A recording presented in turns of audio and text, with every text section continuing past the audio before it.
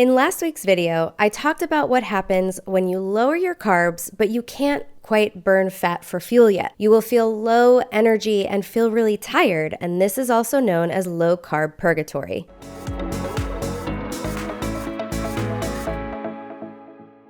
I'm Dani Hamilton, a holistic nutritionist and blood sugar specialist. So how do we fix the problem of low carb purgatory? We have to improve our metabolism. Metabolism is essentially the process of how all our cells and organs get all the fuel, nutrients, and energy that they need to do their jobs. One important thing about our metabolism is that it needs to be able to burn fat for fuel.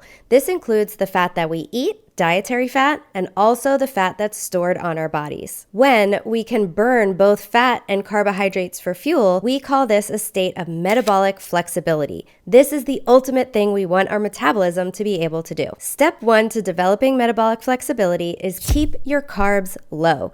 Keep them under 50 grams per day, and perhaps you may need to customize and lower them even further. This will keep our insulin levels low, and when insulin is low enough, our liver will start to create this amazing backup fuel called ketones. Ketones are an alternative fuel source to glucose. Almost every single organ in our body can use ketones for fuel. Ketones are naturally anti-inflammatory and also a cleaner source of fuel than glucose. Step 2 is increase dietary fats. We need to increase healthy fats because these are going to form the basis of our alternative fuel source to only using carbs. The body can break down these fats and start to produce ketones. Dietary fat has no impact on our insulin levels, so this helps to promote a state of nutritional ketosis. Dietary fats might make up about 60 to 80% of total calories when we are aiming to stay in ketosis. Step 3 is keep your protein a little bit lower than normal. This is because excess proteins can't be stored in the body,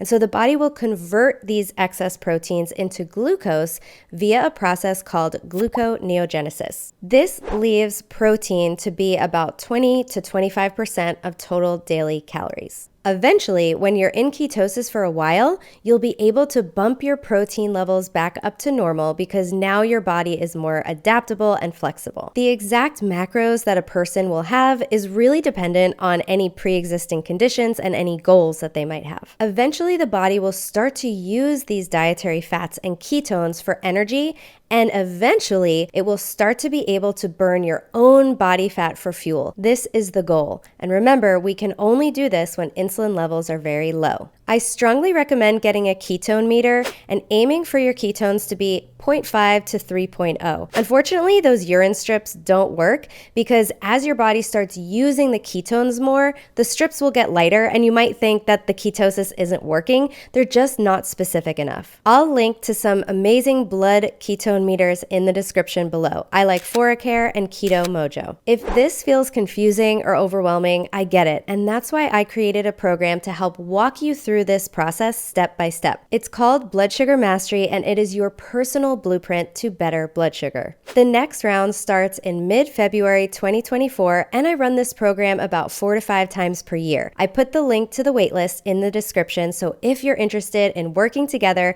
and getting one-on-one help with this process, get on the waitlist today.